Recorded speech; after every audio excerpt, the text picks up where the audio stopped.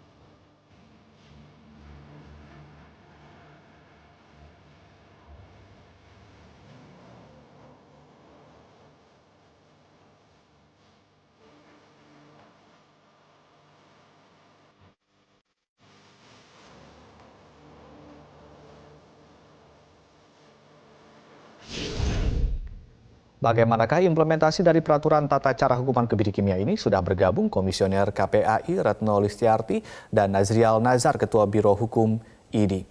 Selamat malam Pak Nazar dan juga Bu Retno. Iya, selamat malam. Assalamualaikum. Waalaikumsalam warahmatullahi wabarakatuh. Kita ke Bu Retno terlebih dahulu. Bu Retno, KPI kan dari awal paling keras menyuarakan ini. Setelah PP ini ditandatangani, apa catatan krusial yang harus dikawal sama-sama oleh semua stakeholder, Bu? Iya, pertama kan ini sebenarnya kan sudah ada undang-undangnya gitu ya. Nah, PP ini kan adalah pelaksananya. Jadi kalau misalnya pertanyaannya setuju, tidak setuju dan lain-lain kan tidak setujunya harusnya sudah pada undang-undang itu gitu kan. Kalau undang-undangnya sudah ada sejak 2016, sementara implementasinya belum ada, maksudnya petunjuk-petunjuk atau peraturan pelaksana di bawahnya belum ada, maka kan harus diadakan. Artinya ada kekosongan hukum kalau ini tidak dilakukan. Nah, kalau PP 70 tahun 2020 ini keluar, artinya ketika implementasi dari keputusan pengadilan, karena faktanya sudah ada keputusan-keputusan pengadilan terhadap predator anak. Nah, ini kan biasanya residivis ya, apa yang terkena ini kan hukuman tambahan kebiri adalah residivis, artinya adalah orang yang sudah mengulang perbuatan ini. Kedua, bukan pertama tindak pidananya. Kemudian yang kedua adalah yang bersangkutan ini harus menjalani hukuman pokok dulu kan. Jadi misalnya dia dihukum 10 tahun, maka 10 tahunnya dia jalani dulu, baru kemudian hukuman kebirinya dilakukan. Nah, hukuman kebiri itu kan berarti setelah 10 tahun dia menjalankan. Dan kalau perintah pengadilan adalah 2 tahun misalnya, maka dia akan disuntik per 3 bulan gitu. Per 3 bulan akan disuntik sampai masa 2 tahun itu. Nah, ini yang waktu itu pelaksanaannya, peraturan pelaksanaan memang belum ada. Dan sekarang sudah ada. Saya tertarik dengan kata-kata yang belum ada yang harus diadakan. Ada lembaga yang tadinya nggak ada harus diadakan. Nah, kita kan sekarang fokus pada tata cara pelaksanaan tindakan kebiri kimia, pemasangan alat pendeteksi elektronik, rehabilitasi, dan pengumuman identitas pelaku kekerasan seksual ini. Nah, apa saja instrumen-instrumen yang saat ini belum ada dan harus ada segera? Kalau melihat PP ini sih kan PP ini artinya sudah menjadi ada aturan pelaksana. Kalau undang-undang kan umum ya.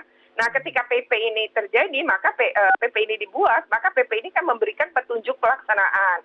Nah, petunjuk pelaksanaan itu sebenarnya diatur, termasuk rehabilitasi psikologis. Jadi kalau kami misalnya melihat bahwa kalau kebiri kimia, berarti kan ada hormon ya, ada unsur hormonal.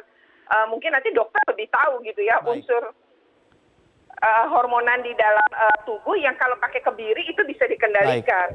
Tetapi ketika dia bukan unsur hormonal tapi penyebabnya misalnya masalah psikologis kan juga tidak efektif sebenarnya menyuntikkan kimiawi atau kebiri kimia ini. Oke, kita ke Pak Nazar. Pak Nazar, terakhir kita mendapatkan informasi bahwa ID menolak untuk mengeksekusi atau menjadi eksekutor kimia atau kebiri kimia ini. Sekarang update-nya seperti apa setelah kemudian PP ini ada? Apakah kemudian ID berubah pikiran atau masih seperti apa nih update-nya, Pak Nazar? Ya, jadi ID katakanlah sementara dikatakan menolak sebagai pelaksana eksekusi. Eksekutornya kan kejaksaan atau jaksa, ya jelas disebutkan dalam undang-undang itu.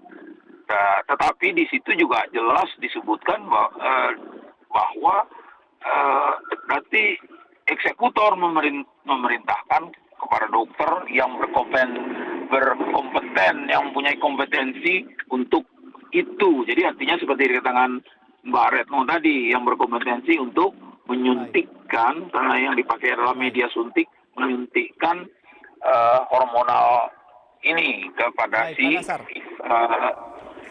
Pak Nasar. Anda kembali bersama kami di Prime Time News. Pemirsa, di Indonesia ada 2 vonis hukuman kebiri yang dikenakan kepada 2 narapidana di Jawa Timur. Eksekusi hukuman kebiri kimia baru bisa dilaksanakan setelah Presiden menandatangani peraturan tentang tata cara pelaksanaan hukuman kebiri kimia dan rehabilitasi.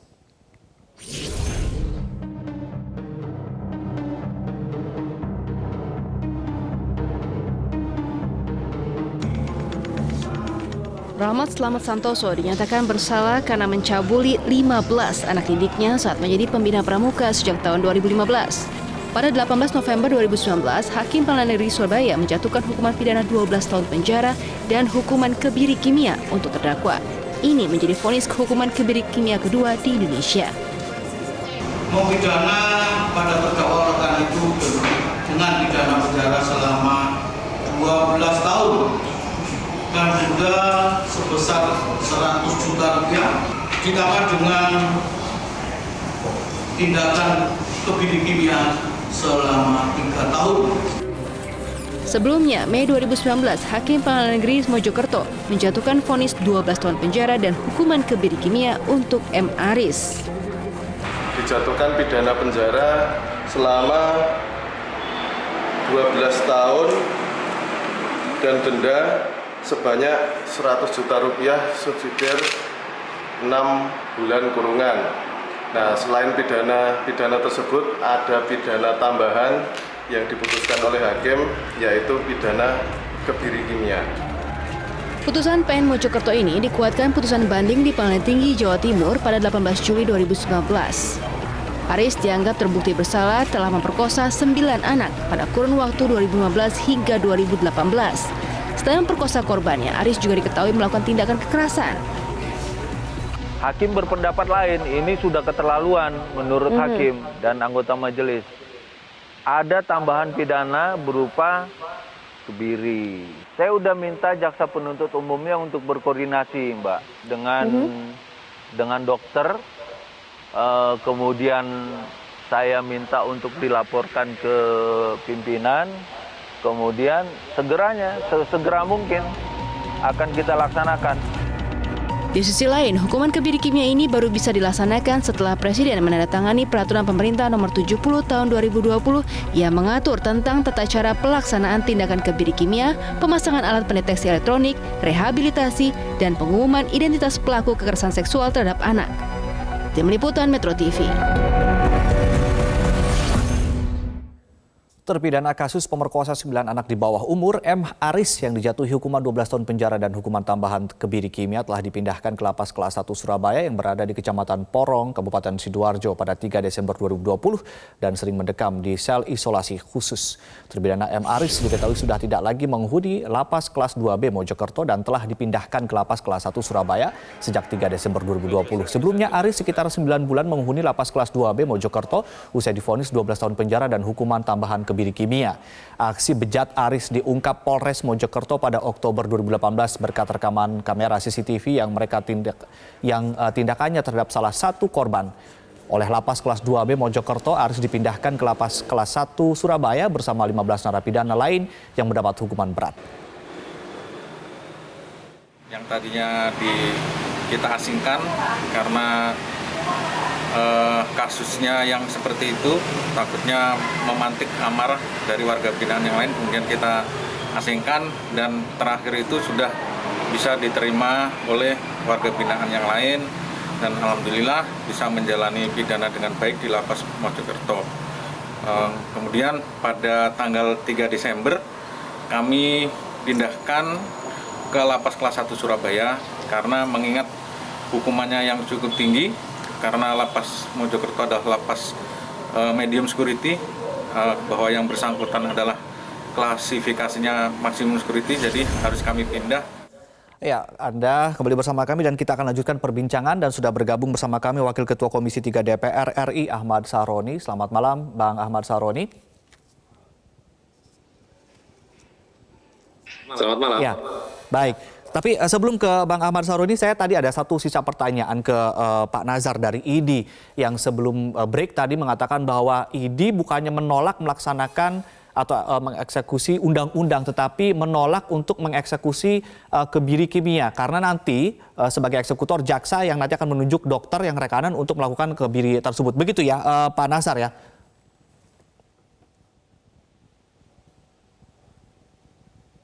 Pak Nazar? Iya, benar. Halo? Ya, silakan Pak. Iya,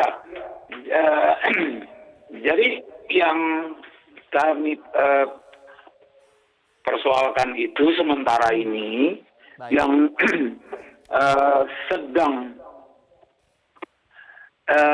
menjadi pembicaraan internal 3 hari terakhir ini di kalangan ID, yaitu pelaksanaan eksekusi ini yang dilakukan oleh eksekutor kejaksaan ditunjuk dokter.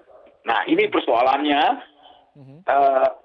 tentang pelaksanaannya ini.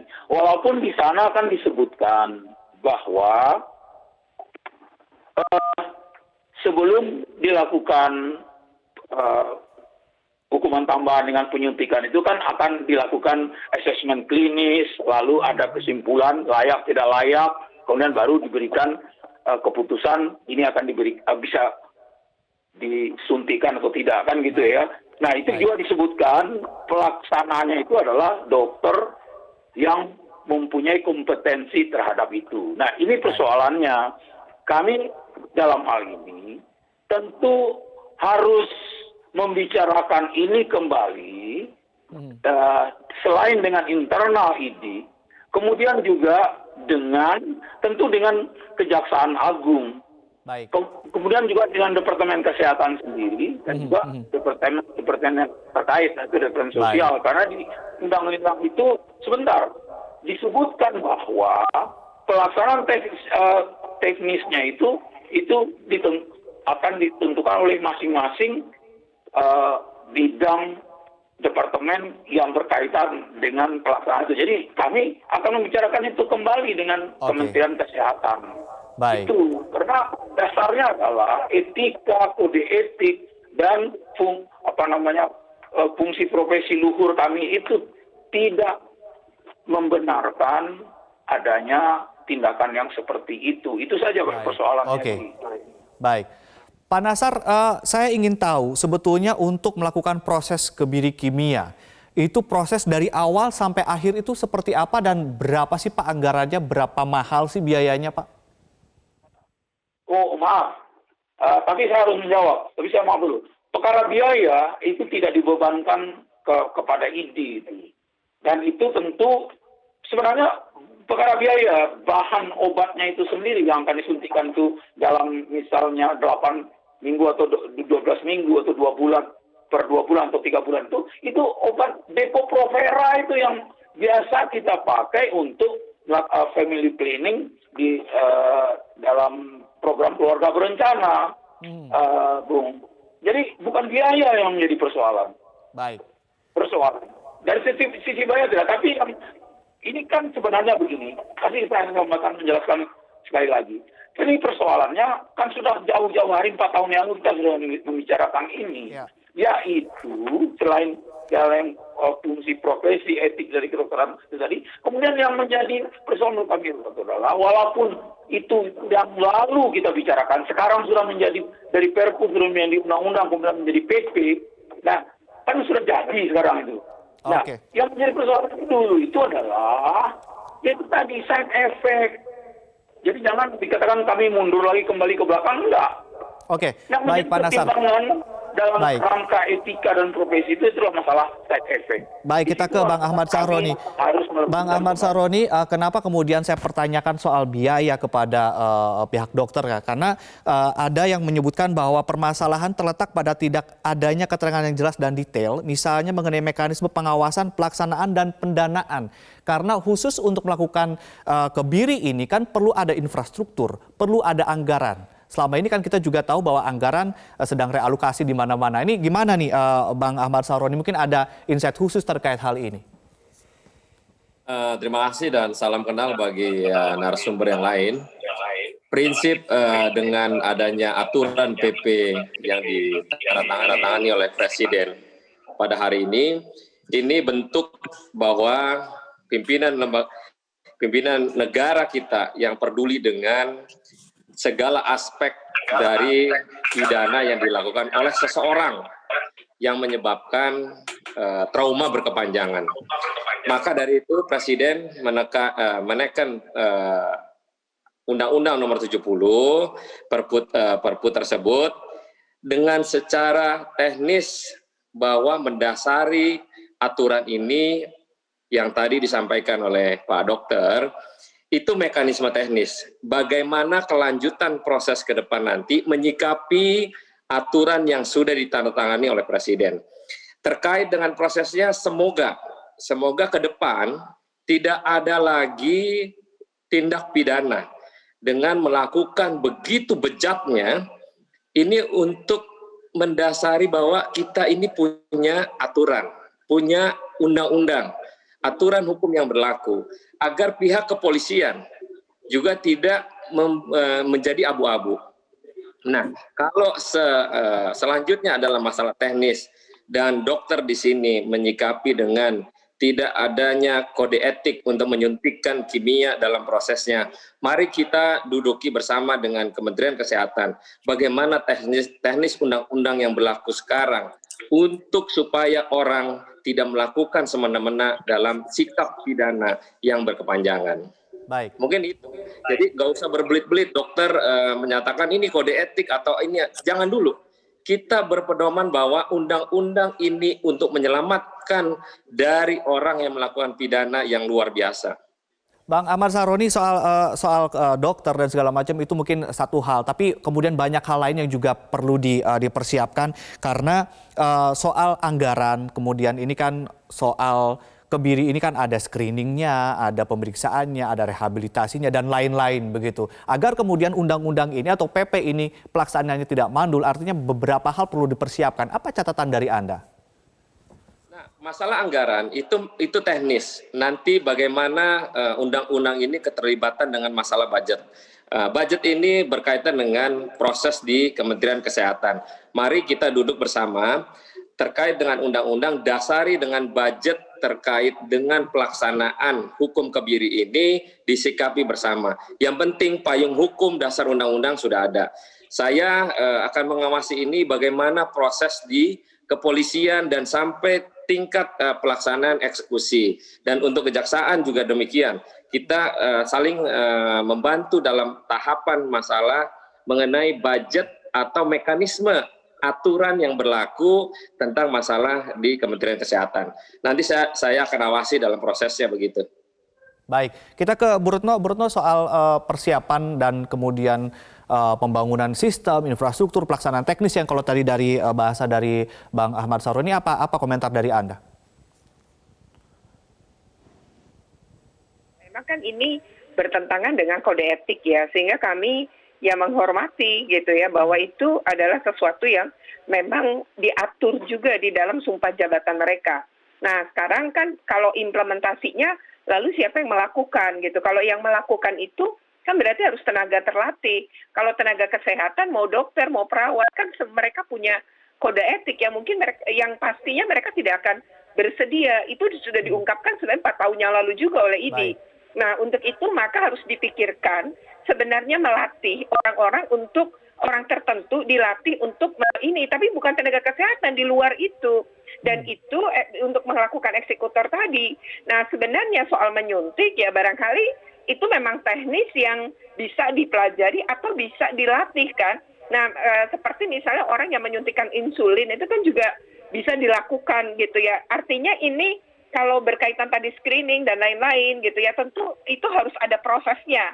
Tetapi kalau teknis eksekutor, siapa yang kemudian melakukan, sebenarnya itu bisa saja dilakukan nanti dengan cara melatih orang tertentu, tentu di luar tenaga kesehatan, karena tenaga kesehatan sudah menyatakan bahwa ini melanggar sumpah jabatan dan kode etik mereka, dan tentu kan harus dihormati, nggak bisa dipaksa juga gitu ya. Soal biaya, yang saya pernah browsing, biaya itu kan sekali suntik 3 juta ya. Kalau misalnya dia 2 tahun, lalu suntiknya berulang per 3 bulan misalnya, keputusannya misalnya begitu ya. Kalau per 3 bulan kan ada 8 kali suntik. Kalau 8 kali suntik, berarti kalau kali 3 juta saja kan sudah 24 juta satu orang gitu. Dan bahwa yang disampaikan Pak Saroni, iya betul, saya mengutip bagian hal bahwa ini kan untuk membangun efek jera. Tapi apakah nanti akan efektif atau tidak, kita belum tahu. Tapi setidaknya Aris yang di Mojokerto sudah menyatakan ketakutan sebenarnya ketika kebiri, keputusan hakim adalah kebiri. Gitu. Baik, Bu Retno, Pak Nasar dan juga Bang Ahmad Saroni, kita masih punya satu sesi lagi untuk berdiskusi. Usai jeda dan pemirsa tetaplah bersama kami segera kembali.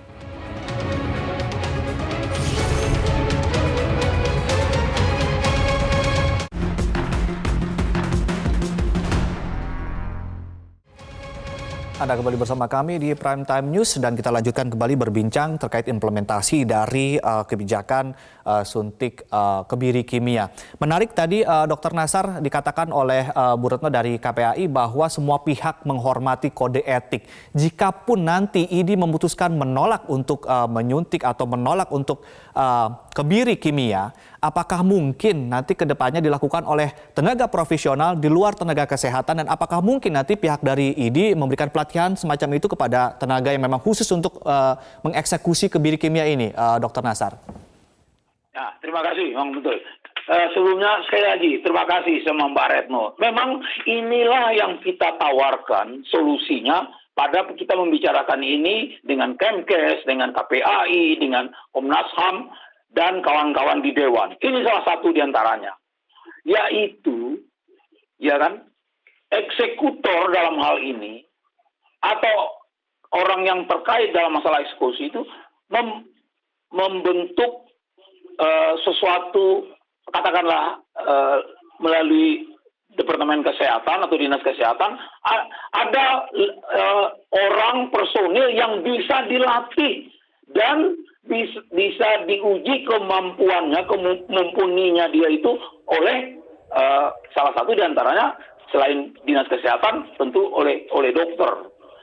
Bukankah dalam undang-undang itu juga disebutkan pelaksanaan penyuntikan kebiri ini itu disaksikan oleh Departemen Kesehatan, Kementerian Sosial, kemudian dari kejaksaan sendiri. Nah, dengan adanya orang yang terlatih, yang bisa, yang berkompetensi khusus dalam hal itu menyuntikkan itu adalah salah satu jalan keluar yang sangat membantu dalam hal antara ID sendiri atau tenaga kesehatan malah dengan para penegak hukum dalam hal ini kejaksaan sebagai eksekutor. Ini sudah dari 4 tahun yang lalu kita menawarkan ini. Artinya kalau memberikan pelatihan kepada tenaga tersebut tidak juga melanggar kode etik kan ya, Dr. Nasar ya? Tidak. Baik, terima kasih Dr. Nasar telah bergabung bersama kami di perbincangan kali ini. Kita kembali ke Bang Ahmad Saroni, kita bicara soal payung besarnya. Kami tentunya masyarakat Indonesia sangat setuju bahwa peraturan ini sebuah terobosan, peraturan ini sebuah gebrakan untuk memberikan efek jera. Tapi lagi-lagi agar kemudian ke depan peraturan ini tidak mandul begitu ya. Ada data yang menunjukkan bahwa yang tidak mempertanyakan implementasi soal kebiri ini karena katanya data anggaran Lembaga Perlindungan Saksi dan Korban periode 2015-2019 itu terus menurun. Padahal layanannya dari 2019 naik jadi 9.300 yang tadinya hanya sekitar 148. Anggarannya hanya menjadi di 2020 hanya menjadi 54,5 miliar. Apalagi sekarang banyak realokasi anggaran. Ini gimana? Apa yang akan dilakukan oleh teman-teman di Dewan agar kemudian ini sampai anggarannya diurusi agar tidak mandul? Begini, masalah anggaran terkait dalam volume terus turun. Ada bagusnya bahwa tidak ada tindak pidana yang mesti mengeluarkan biaya lebih. Menjadi toleransi bahwa pemerintah menurunkan budget karena dari pemakaian, dari penyerapan anggaran yang harusnya dalam prioritas tindak pidana bersamaan dengan budget, ternyata penyerapannya sedikit. Maka dari itu semakinlah turun. Nah, dengan adanya aturan undang-undang sekarang tentang kebiri, kita berharap semua pelaku melihat dan mengetahui tentang undang-undang ini, mereka tidak lagi berani melakukan yang menjadi pidana berkepanjangan. Kita secara teknis, secara manusiawi, harusnya habis ini kita bicarakan teknis, langkah-langkah bagaimana mengeksekusi, bagaimana proses kelanjutan setelah menjadikan putusan pidana untuk menjadi hukuman kebiri ini. Kita lihat, kita tidak lagi berandai-andai sekarang dengan kesulitan proses etika dan segala macam, tapi kita undang stakeholder yang ada, baik Kejaksaan Agung dan Kementerian Kesehatan, dalam pengawasan untuk memfinalkan proses hasil daripada undang-undang yang ada ini. Kita sepakati bersama bahwa kita akan memberikan jerat hukum yang lebih bahwa ini untuk menjerat mereka tidak lagi berani melakukan sesuatu hal tindak pidana yang berkepanjangan. Kita fokus dengan itu dulu. Kita jangan akhirnya baru hari ini keluar aturan, kita selanjutnya bicarakan dengan teknis pihak-pihak terkait. Artinya by proses begitu ya. Kita ke Bu Retno. Bu Retno, terakhir mungkin sebagai closing statement dari Anda, apa saja catatan-catatan yang harus segera dikebut oleh semua stakeholder nih agar ini lagi-lagi ini benar-benar diimplementasikan dengan baik? Iya, pertama ini kan ada kewenangan ya yang meliputi beberapa kayak tadi misalnya soal keuangan.